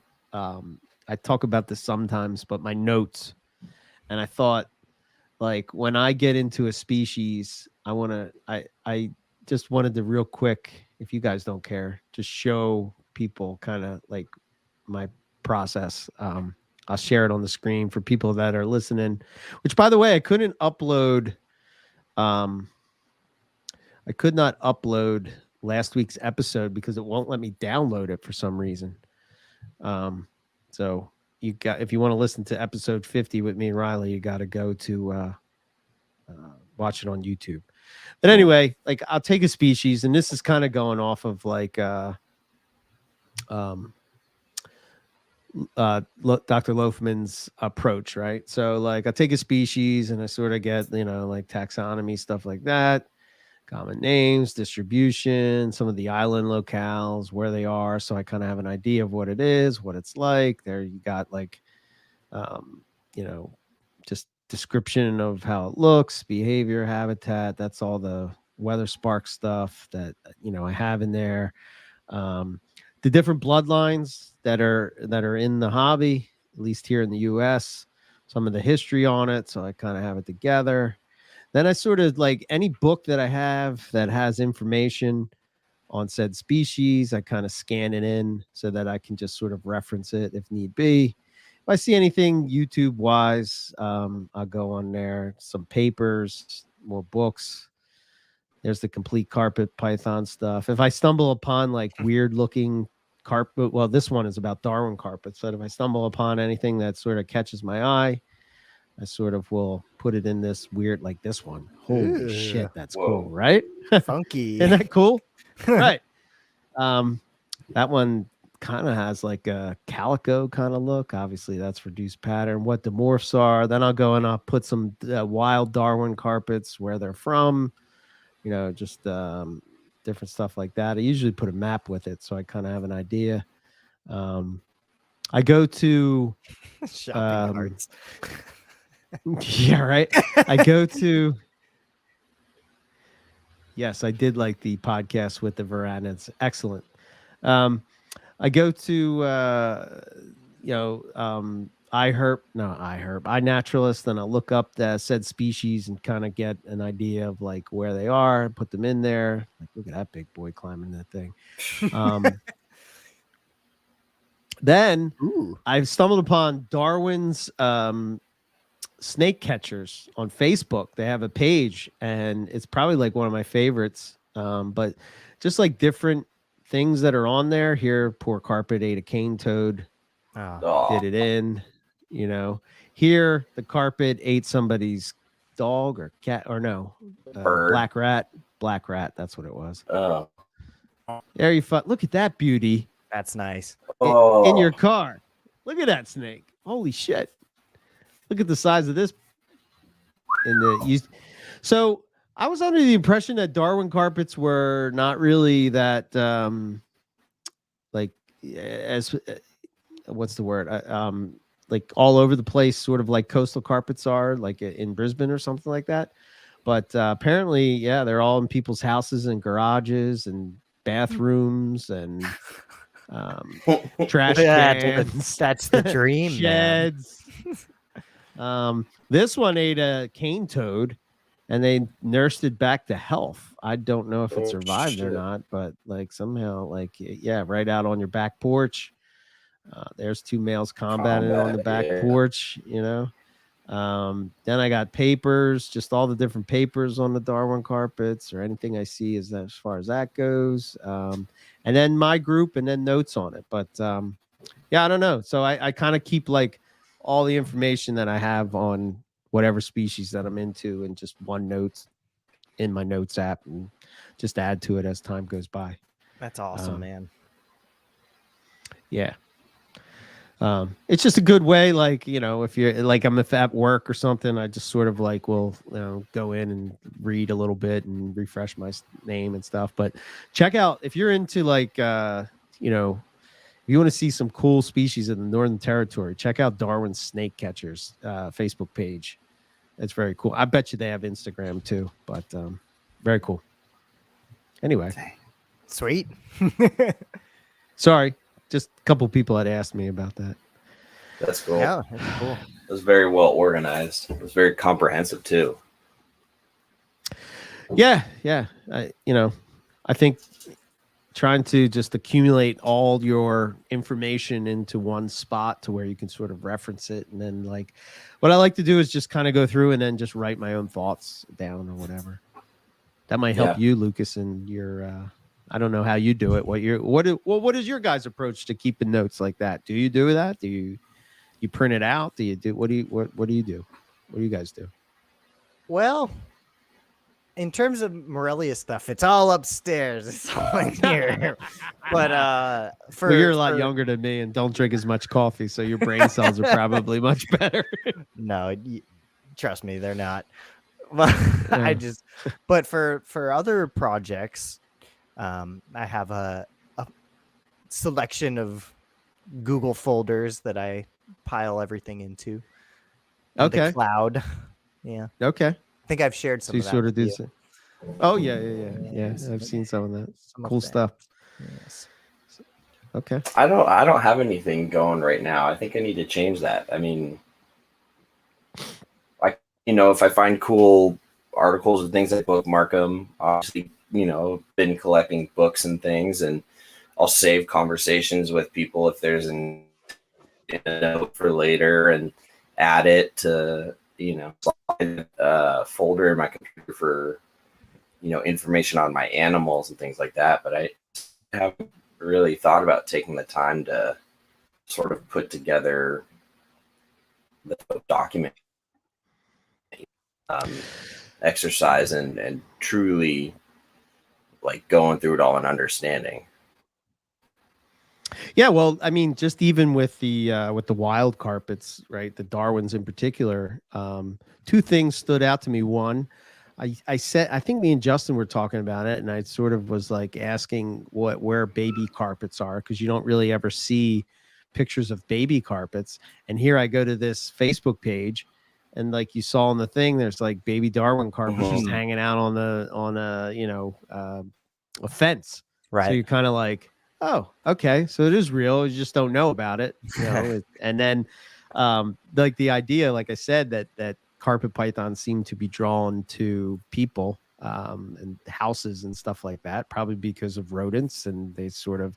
And the thing I love about the Darwin snake catcher page is that they try to promote the positives of having snakes and around your house, you know, like, you know, they're like, oh, look, it's a free rodent control, you know, that kind Right. of thing, which is Right. just really, I love how the Australians really sort of embrace that more so than what you see in the States. It seems Right. like we're chopping heads off of snakes, and Yeah. down there they seem Oh, to I appreciate wish it we more. had wild snakes around like my work, dude. Take care of all the wild rats and mice in that area. That'd be a Yeah. blessing. I'd be so Yeah, happy to right. have natural, free pest control like that. Hell yeah, yeah. That But would be sick. yeah, yeah. So I don't know where I was going with that, but No, that's awesome, man. Do you have that for all of the species, or was that? well, For yeah, something I kind of specific? do it. I'll give you a little insight into my whole. So like, you'll see like species that I'm trying to like. Here's gamma range, water pythons, Kimberly rocks, Sweet. centralians, Can you share the ackies. Kimberly Rock one with me? Sure. Yeah. 100%. There you got walmas and yeah, it just, I don't know. I get into a species. I try to, go like here's just give you an idea. Again, I'm just pulling stuff from, same type of thing. And just as I get information, I sort of just try to compile it. And then I do that with I do the same thing for like this sort of diary of carpets and stuff that I see on the internet of just various people with cool carpets and stuff, just for the website. Look at that thing. Albino inland? Come on. Holy shit. I'm not much of a crosser but anymore, but It's not shared. oh, I'm looking at it. You guys are like, what are you talking about? He's enjoying himself over there. Ah, that's weird. Wow. Yeah. That's a wild inland. I like that. I like that more than the candy corn Yes. colored one. Yes. Yeah, I just like, that was a nice tiger too from Oh, Brendan yeah, Mayer. Brendan Meyer. He's got a Yeah. nice collection of tigers he's been putting together. Sure does. Yeah. Sure does. But yeah, I just do that as something I get into, and I don't know, try to put it all That's together good. and That's learn awesome. as much as I can. We have 8 species. What's he say? We have 8 species wild at our place from 4 families. Talking about wild snakes around their place as their pest control. Oh, okay. Gotcha. Jealous. Nice. Yeah. Scott and Ty got parentes in their yard, imbricata in their yard, Right. diamond pythons in their yard. Right. Oh, so jealous. So jealous. I saw he had another quick little video today where he was going out and checking on everything because of the floods and all, and he just opens up this box, and there's this perennie just sitting in this box, just chilling, waiting for the rain to go away, and I'm just like, I just want to see it. Yeah. Oh man, That would be freaking amazing. dude. I love them. They're like my favorite monitor, hands down. But I'll never have them. I just want to see one. Mm-hmm. No, or a wild one, like, can you imagine that trip? Can be done. Bradley, I mean, Simpsons, watching Lomas. Frank Colachico's video when they found that perennie on that little plateau, right? that was insane. Like Oh yeah. They found Gave it me in that chills. like rocky out. Yeah. Oh, yeah. like that would be an amazing experience. Oh man. It'd be nuts. Yeah. Nuts. You just don't know, man. You Yeah. just don't know. Yeah. You just don't know. Yeah, every time I'm at work and I'm in the lace monitor enclosure, like cleaning or changing pool water or something like that, I'm in there for plenty of time, and I'll just sit there and stare at them while they stare right back at me, and they're just thinking about me. I'm like, God, it'd just be something else to see those in the wild. Yeah, a lace mont. Well, we only found a dead one, but squished on the road. But still, They're so smart, dude. They're crazy. we did find a Scalaris. That's badass. Scalaris, yeah. That was just by accident. Eagle eye saw it in this little, up on a hill. And, Nice. he's like, "Oh, it's monitor." It's like nobody would move. We all froze, like Yeah. because we were afraid it would just take off. Yep. But, very, very cool. That'll be cool. One day. Yeah. Well, next year, right? Yeah, next year. I think the only compromise I'll have for this year is if everything pans out and the missus and I do end up getting to honeymoon in Costa Rica, we're gonna go during like the rainy season. And there's where we're looking at, there's some jungle tours and things like that where they'll take you out at night. Right. To like see the various species of frogs and things in the rainforest there, because it's by the mountainous rainforest. So we're going to try and do some of that. So maybe I'll get to do some herping.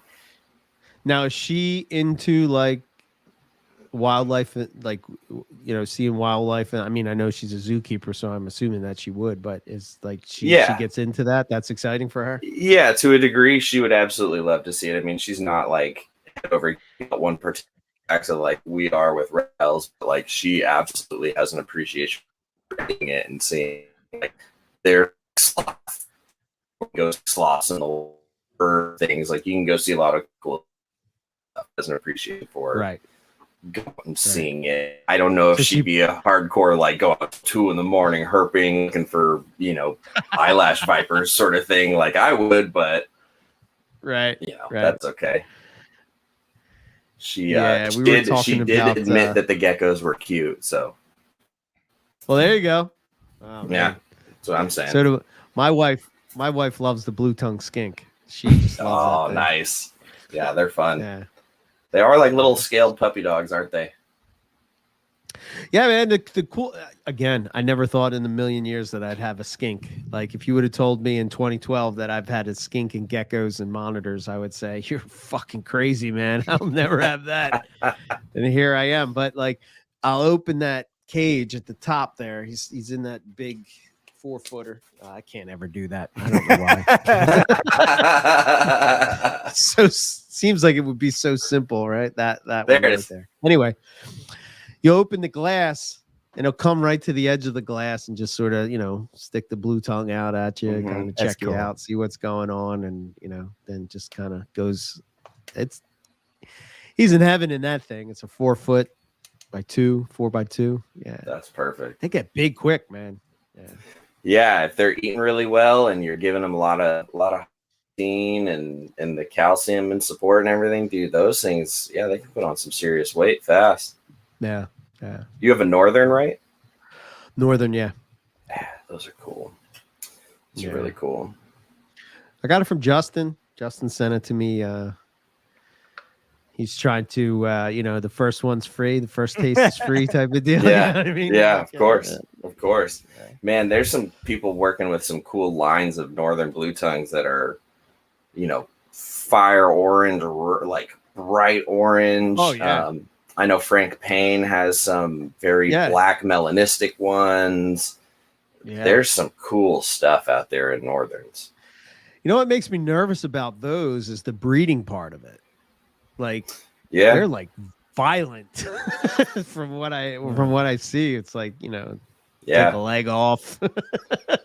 They can. I feel like most of the time it's your typical lizard breeding where the male's chasing the female around and bites her on the neck and tries to really force her in a position. Yeah. I do imagine there are probably some injuries along the way, like Alan's post a couple weeks ago with the blood from the Ackies breeding and kind of fighting with each other a little bit. All the videos I've seen of like Joe Ball and some of the other bluey guys showing their breeders, they talk about some of the scars and the messed up scales that the females will have after a breeding season. So yeah, lizards aren't delicate, that's for sure. True. No. I want more though. So, I want Pilparensis. Yeah.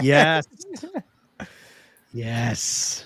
Somebody had a Pilbara up on Morph Market a couple months ago for like $500 because it had like What? the most jacked up tail. It was all like kinked out and crazy from like MBD from like hatching weird. Perfectly healthy Wow. monitor otherwise, but its tail looked like a freaking zigzag. You would that would be the next one you would add, Lucas?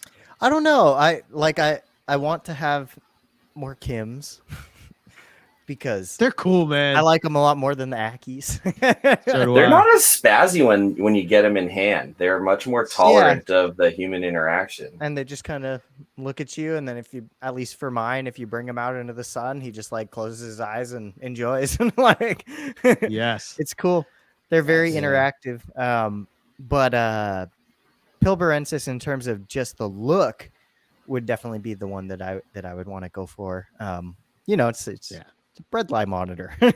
Yeah. I messaged Mike and asked him what he's got going on with that, and he said his aren't producing yet, but he's working on it. So Yeah. I'll be staying Well, tuned. if anybody's gonna do it, it's gonna be Mike. You know. Yeah. Mhm. Yeah, they're young, I think he said. Yeah. So Yeah. If I ever dip my toes further into monitors, it will be saving up for some Kingorums from Mike. Hmm. I They're another remember one. I remember my first time seeing Kingorums like 10 years ago or something, and I saw this guy I worked for. He was holding onto them for a buddy of his, some of the leucistic kinds, and they're just like snout to vent, like that big, and with the tail, they're like that long, but they're just these tiny little things. And I thought they were the craziest looking lizards. So Rob hasn't steered me wrong yet with when it comes to monitors, and he swears that should be the one I should get because Kingorum? he's telling me, because he's saying to Yeah. me that if I got Pilbarensis, although they're cool, his experience has been is that they're not as chill as Kim's. Yeah. And he's again, just his experience of working with all these dwarf monitors through the years, that he said that the Kims are much better. But the Kingorums are just completely different than an Aki or a Kim. So you're going to get like a different type of monitor, Good to know. So. I need to talk to Rob. I'd love to know why. Or like what's different, I think he's just saying like the scalation is different. Like I think of it like almost like a not beaded scales, but that kind of like that kind of feel or whatever. They're just different. Even Mike said the same thing. Like when we were chatting with him the one time, he had mentioned that. So, but I don't know, man. I might get both. Yeah. I have the bug. Yeah. At I work, mean, I've been, because like, hanging get out with that the Black big- Dragon for all my breaks. Oh yeah, dude. Yeah. I really, we talk about it all the time, but I really would love to have some Mertens, but the commitment to that as far as space goes is just like, that's just next level, man. It's almost like that's what you would have to be working with almost, have a couple other things here or there, but like they would be a big chunk of my snake room, I guess, converted to lizard room, I guess it would be. Yeah. Yeah. But you'd have a hard time cooling that room down, that's for sure. But I find that, I don't know what you guys feel, and it seems like our collections are sort of all going in this way where you're sort of having, instead of having, hundreds of the same species, you might have maybe a little less numbers, but more. Well, Riley, you've always kind of been there, and maybe Lucas, you have too. But like I've seen you kind of evolved. You started with Bredley, right? And now you're like Indigos and Kims and but I never like was just gonna do one thing. I mean, to be fair, I started with a ball python, a rosy boa, and a Brettles. So right. That's true. Yeah, I guess. But the I don't know, legs it's just, legs were not part of the plan. neither for me. Yeah. And now I find that, the thing I like about it, right, is like I can come out during the day and I'm going to see the monitors. The snakes are more of like the dusk or the the dawn type of thing. At night, I got the Underwatersaurus.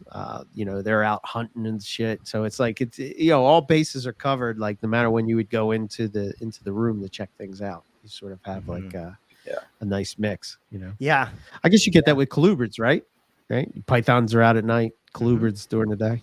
100%. Yeah, for the most I part. like having something to do more often too with the lizards. Right. Like you can feed them more often and be more involved with them without overdoing it to the point Right. of detriment, Right. Like people that want to interact with their snake and the only way they can think to do it is feeding, then you have fat snake.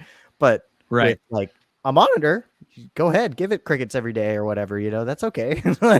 Yeah. Yeah. Very, very cool. Yeah, I've always been a variety person. I can never only have one thing. I mean, my first snake was a king snake, and then I've done, ball pythons, boas, you name it, colubrids, corns, kings. Again, yeah. I don't even know where I would focus if I even got into ball pythons. Like, I wouldn't even know where to start. That's the same thing with corn snakes, man. I gotta wouldn't get know, into like, that desert clown ghost hidden woma pastel ice cream. Het hippopotamus, right? Yeah. Yeah. Ball pythons are kind of like their own anomaly. I mean, I wish there was some safe way to. It'd be really cool if there was a safe, legitimate way to get like locality ball pythons. That would be fucking cool. Like if you could get, because there's like Togo, Ghana, Benin, Sure. a couple areas. I don't know if there's any real regional phenotypic variation, but if there were, and there was some way to be like, look, this is a Togo locality, this is a Ghana locality, this is a Benin locality, and if they had distinct looks or something about them, that to me would be on the same level as like selective breeding poplin carpets, just for a natural look. Sure. Yeah. I think if something like that came to light, that would be really cool. But because you have such a vast array of phenotypes that are linked to XY chromosome genes, they're kind of just different.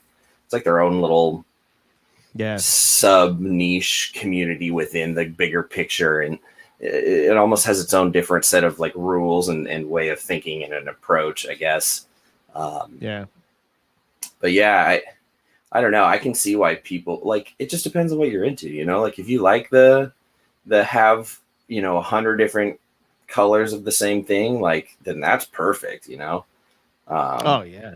And I think carpets kind of scratch that a little bit. You got some morphs, but you've also got localities, and you've got pure and crosses, and so you can kind of dabble a little bit everywhere in just a different shape, and still have your own unique thing to what you're doing. And I think more people will realize that, and kind of it's going to grow, and I think it'll be cool. I mean, there's so much more to still do and figure out, and yeah.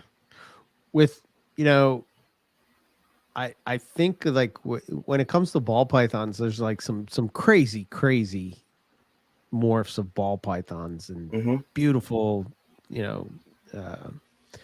beautiful combos and all that stuff. And I love that. Like it seemed like maybe, and again, I'm not really in the ball python world, but my perception is that say 5 to 10 years ago, it was all about cramming as many morphs into a snake to see what it would look like. And I remember walking around Tinley with Rob, and we were just walking from table to table looking at these things, and it seemed like they all kind of go in the same direction, right? It's just like sort of white or tan, like almost patternless looking, snake. And it was like you just took everything away that was cool about it, I mean, and then I think that maybe people got bored of that. I don't know. I'm just assuming that this was what it was. And then they seem to start to dial it back and refine, I think of Kabilka and stuff like that, where it's like, okay, I'm only going to take these couple of genes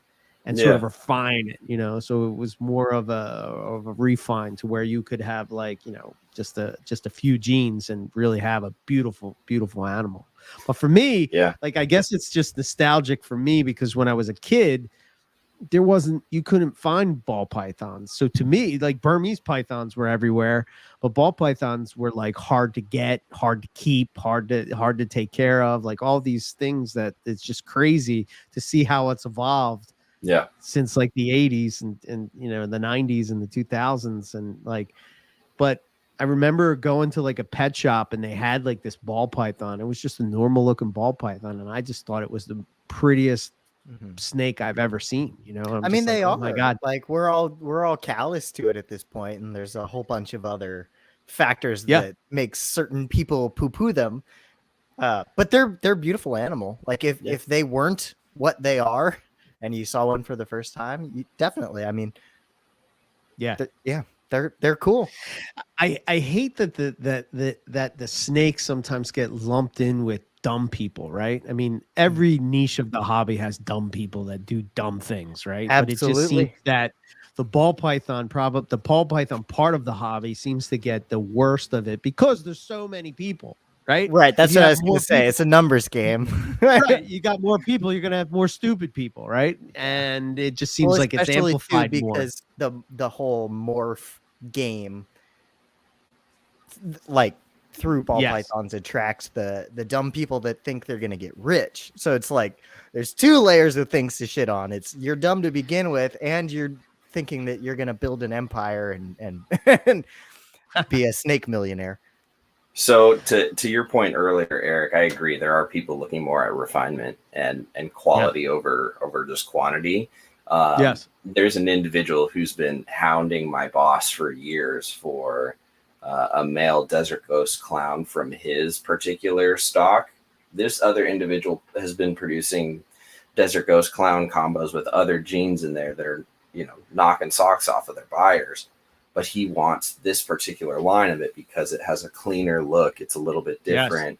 And so I do think that as people find themselves in this ever growing sea of other people, they're finding that in order to stand out or diversify, it's not just about defining yourself around one or two genes and building projects. It's about that and having an attention to detail and quality. I remember years ago learning about some line of pastel, and I couldn't tell you the name of it, right? But I remember when I was first Albie's Too Cool Reptiles pastel, because they talked about it on Reptile Radio, and it was like, if you wanted a pastel, that was the guy you had to get. Something like that, yeah. Like, and I remember seeing it in person. I remember seeing it in person compared to just, you know, pick a pastel off the table somewhere else in the show, and it was a remarkable difference. And I remember thinking about, wow, that's a unique approach to this species that you don't see. Is somebody who's refining just that one basic gene. It's a foundational gene that just gets thrown into everything to add a little more color. People don't think twice about it. But there are such a thing as an ugly two-tone, browned out, not bright looking pastel that could actually detract from that. And so I think the people that have that mentality are going to add that next layer to the ball python market. I was listening to Justin and Jacob talk about it. They're like, what's the end game for that market? And that's a great question. There is no end game because there's so many genes. It's kind of limitless. But in reality, what's everyone going towards? It might eventually hit a head. But I think, you know, let's say statistically, if there's a finite number of genes, there's a finite number of combinations, there's a finite number of outcomes. Eventually, they'll hit a head. So what's left? It's refinement. It's the line breeding. So I think the people that are onto that are taking that. And who's to say that they didn't pick that mentality up from these years of trying to find some other species to keep on the side, or talking with other people, or bumping shoulders with people in other communities. Right. This is what I'm loving about the whole, like, stepping outside of your comfort zone, like, you know, jumping into the gecko world, the monitor world, the blue tongue skink world, the, you know, whatever it would be, colubrid world for, you know, you guys and stuff like that. But like when you're looking at different ways of looking at it. So like for us as carpet people at heart, right, we are already trying to refine the things, and maybe it comes from the fact that when carpet pythons really were in the States, really the only thing you could do is really do that kind of selective breeding, right? Yeah. You look at Borneos are kind of the same way. Like, Keith, when he's breeding Borneos back in the day, he's sort of looking at this look and saying, I wonder if I can refine that, looking at this look and seeing if he can refine that. And then like, I think, whereas like where ball pythons where there's so many different morphs, like, I mean, it was like 2009, there's 80 different morphs. And now who knows? I have no idea. I imagine there's even more than that 4,000 or more. Yeah, it's crazy. Just base morphs, you're just like, what the hell? It's just overwhelming. But like, you're so worried about trying to, and I think the carpet people did this too when we started getting more and more morphs that were coming in. It was just a matter of producing something to see what it looked like. What does an axanthic granite look like? Because we've never seen it. Let's breed and see what happens. I definitely get the allure of that, because nobody knows, there's an element of the scientific like brain in that, like 100%, a yearning to know. Yeah.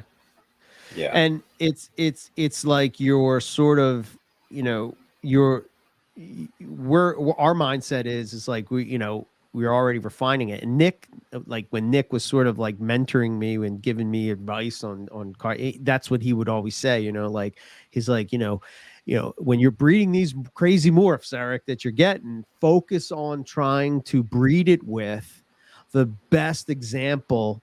Like you're worried about, like, so say I have a hypo, right? So I have a hypo. What does that gene do?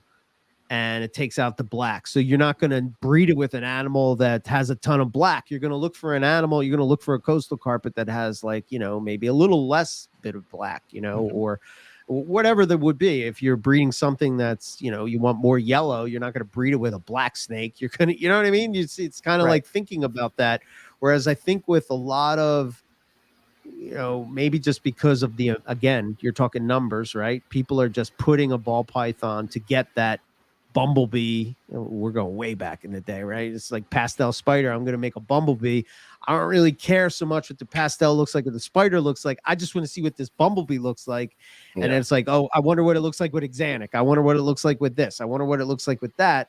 And next thing you know, you're sort of like, you have all these different combos, and then ball pythons look awesome when they hatch out, right? That's when they look their best, right? So you got people posting up pictures and everybody's trying to chase that thing. And it's good to see now that they're sort of taking a step back. And to your point, Riley, maybe they do have a couple of, oddball species where there is sort of some refinement going on. And now you're exposed to like, oh shit. So like, I could have a line of pastels that are going to be like, people are going to be knocking down my door to do that, because in order to make the crazy bumblebee, you need this pastel in order to do that. I think Kevin from Nerd had some things like that where he had like very specific, even though it was the same type of gene, it's very specific to what it was. So. Yeah. And speaking of people like Kevin, I think he's a great example as to maybe why we're seeing this shift of people that have always kind of been in that mainstream lane starting to branch out. Because think about it. Kevin works with a ton of species.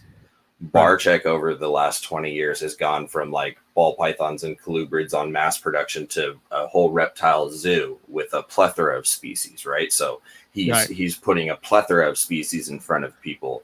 And then Justin Kobilka, his business has grown, and he's doing a whole room with like bolins and monkey tails and all these other different things. So he's not only exploring new species, but he's showing other people as he's doing this. And so millions and millions of people that are following folks like them and Miguel Garcia from Always Evolving Pythons, and like these big names that maybe they're not Morelia people, and maybe we don't agree with like all the YouTube and everything that they do in a huge popular way. But those guys are kind of like a gateway drug, sort of. They're like the 100%. Gateway drug dealers for reptiles. And to be completely honest, they're all super nice people. So, you're it's right. It's interesting to think about how like, we think it's an unprecedented shift in change and people starting to look into, these other things. But, looking back at it, the writing was kind of on the wall. So it's kind of neat to see. We've got a new opportunity. It's like a resurgence in interest. I can't tell you how many people are starting to come into the shop looking for carpets. We've got some Brettles in there from Lucas and another vendor as well. You know, I've got a jungle in there. We've got a coastal in there from Travis, and so I'm starting to get a few more inquiries here and there from people who are acknowledging them. So I think we're at a good point in time for carpets. They are the best snakes. I mean, come on. I couldn't agree more. I mean, I couldn't agree more. I've been saying it for years. Well, So have I. Quiet you. Yeah. Get out of here, Centralian exotics. Or you're going to the corner for timeout. We're going to brand you Aspodites exotics. Well, yeah. I mean, I was going more with the bred Indigo? license superior Morelia angle, but Okay. I got you. Yeah. Well, see, you don't consider them carpets. I consider them carpets. Okay. I know that they're separate, but to me, they're in then that. I'll group, shut you up. know?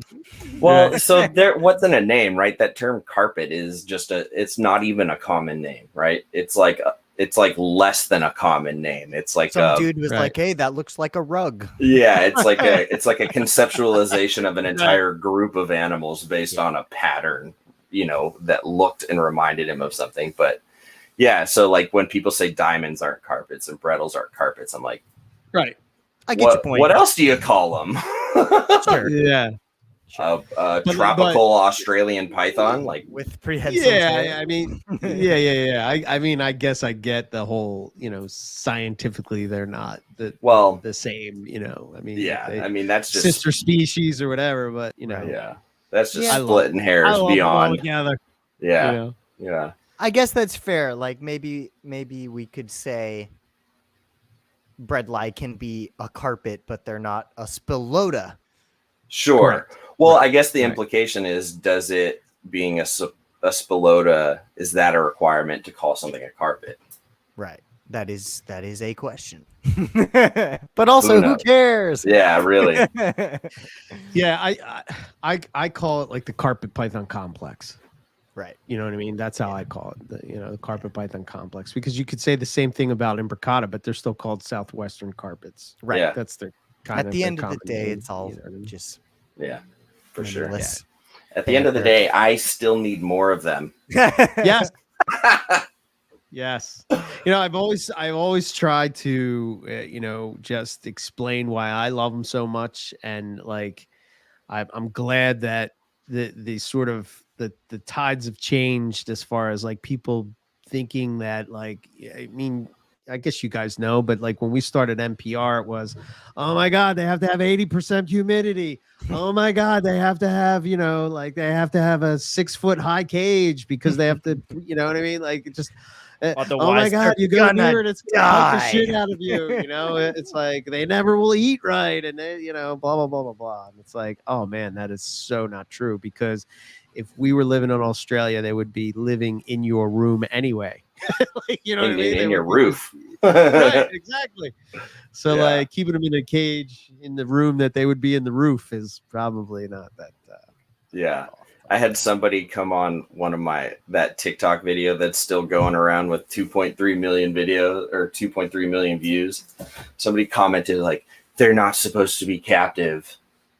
I was like, Right. but he literally exists because of his parents that are in captivity. Like, he wouldn't have existed.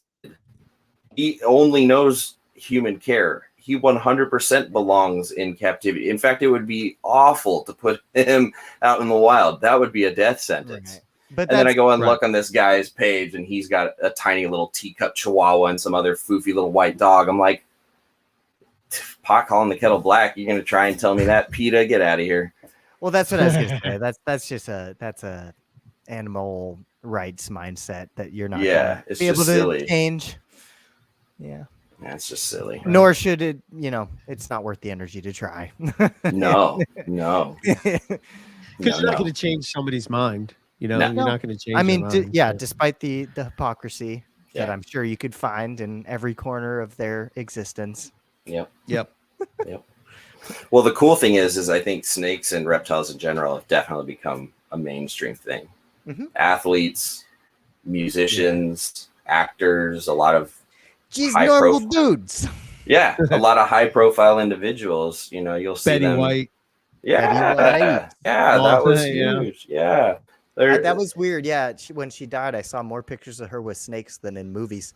But that's probably more just a reflection of my feed. But well, but those were also some of her most iconic photos. yeah. Because for the normal person, it's a shock photo to see her with a big boa constrictor. For Right. our subculture, it's like one of us. Right. And then, but then it's that. still so disappointing when there's a news story that comes out 15 minutes from my house. Somebody takes a picture of a ball python in the grass, and the headline's like, giant red-tailed boa on the loose. Like, Right. Don't worry, it's not deadly. Like, right. That was bad. I love the fact that, 10 years ago, I wouldn't have anybody ask me about snakes. And now I'm known at work as the snake guy. So like if somebody has a question about a snake or whatever, they'll come and they'll ask me, and like, sometimes it blows their mind because I'm the boss or what. To your point, Riley, right? They're looking at me like the boss, and they're like, he keeps snakes. Whoa, that's pretty cool. The boss can't be cool. Like, what the hell? I'm like, yeah, I have all these different snakes, and they're just like, really? But the question that drives me nuts every time: do you just like let them roam around your house? yeah, exactly. Yeah. No, they're not a dog.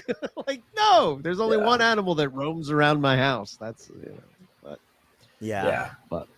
reptiles are definitely becoming much more mainstream. Like, you're finding a lot of households with reptiles, like a significant chunk of the population. So what we will say is that if you do keep reptiles and you're not a member of USARK, you should definitely go and join USARK, because they are fighting for our rights to keep these animals. Because currently, well, I don't know how the landscape is going to change now. Do you think it's going to get worse, or that's just going to get pushed to the side because of all the craziness? It's a good question. I think the next couple of weeks will paint a big picture. I don't think anything's going to happen overnight, one way or the other.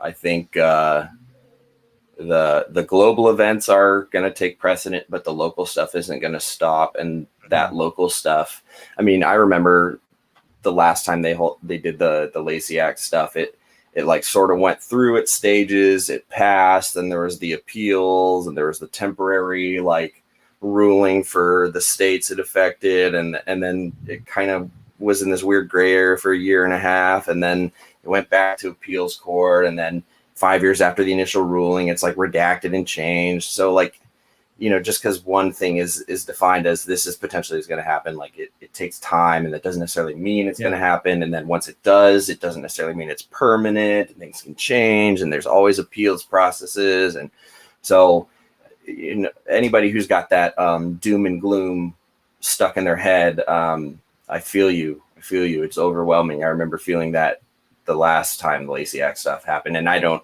even keep berms and retics and whatnot, but I do feel that. But having gone through that and seen it and learned more a little about the legislation and how the law enforcement works with it, I'm much more positively encouraged than I am pessimistic and discouraged, especially at this juncture, because of how many people are talking about the American Competes Act, and how many people are talking about USARK, and how much support this community is getting right now and rallying behind it. And I just think we're looking good. I think we're showing up right now, and it's not done. So yeah, keep it up. Definitely become a member. If you do the lowest tier, it's a month, like $60 a year. It'll auto draft right out of your account. You don't even have to do anything. It's really easy. Man. Well worth it. Yeah, and I said it in Carpets and Coffee, but I think it's great when people do like live streams and get super chats and donate it to USARK, and do auctions and donate to USARK. But if you're not a member, you got to change that, because the membership number, the volume of people, is a more significant number than just the money going to keep them, afloat. They're both important, but the number, think about from a court's perspective, if they're looking at a lobbying group, if the lobbying group has 1,000 people, but it's got $1 million budget, that doesn't mean as much as a lobbying group that has $1 million or 1 million individual constituents base, regardless of its budget. That's a lot more significant because these people want re-election.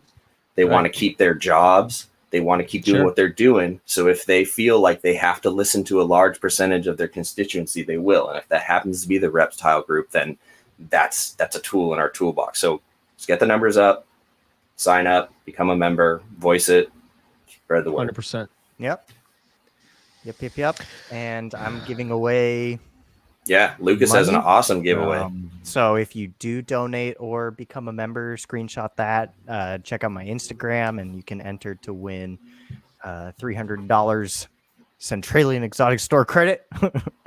Valid forever. So if you don't want Brettles, hopefully I can make something you do like in the future, and you can save that baby. But yeah, check out my Instagram, Centralian Exotics, for how to enter with that. I'm going to announce when I'm going to actually pick somebody later, but yeah, plenty of time to keep entering. Shit. And you could save that for one of those CE Womas down the line, man. Or a Western Blackhead or some Yakkies. I don't know. Oh, I'm telling you, CE Womas are going to be the shit 10 years from now. We're going to be like, God damn. Yeah. Thank you, Eric. Yeah. I'm telling I appreciate you, man, the support. you're oh shit. If you don't have a CE Woma in your arsenal of animals, forget it, and blackheads too, but those Womas, that orange belly, holy shit, man. Dude, that thing was insane in person. My God. I tried to capture that as best we could on that was some natural light coming in through the window in there, and it was like looking at the lens and then looking at the snake was pretty close, but I'm telling you, man, it's better in person. I'd show you that now, Woma, but he'd bite me. That Woma is the equivalent to my citrus tiger. Like I've had all these different citrus tigers, whatever, but my one main girl, she is the shit. There is no better snake than her, or those M-Pen coastals that I have, just amazing. But holy shit, man. Yes. He is a special one. His growth rate is like a lot higher than the other Womas I have with the same food input too. He likes to grow. You want an orange Aspadites? CE's the way to go. You want a black and white Aspadites? CE's the way to go. You want, a black and orange Aspadites? Don't jinx me. I'm a lot of years away. He'll be like, damn you. No. Yeah. So yeah, all cool. For us, MoreliaPythonRadio.com. Check it out. Info at Morelia Python Radio. If you want to get in touch with us. I will say this little thing real quick. I don't really go to my EB Morelia Facebook page. I don't really go to the NPR Facebook page anymore. I don't go to Facebook really all that much anymore. So if you want to get in touch with me, just please direct message me like Eric Burke on like Facebook Messenger, or send me an email at info@MoreliaPythonRadio. But I went in there the other day and I had 27 messages, and I'm like, whoops. I'm that one. So. Oh man. All righty. Very good. Yeah. Yeah. Y'all know where to find me. I'm easy. That's right. Let's jump out. Catch y'all next week. See you. Bye.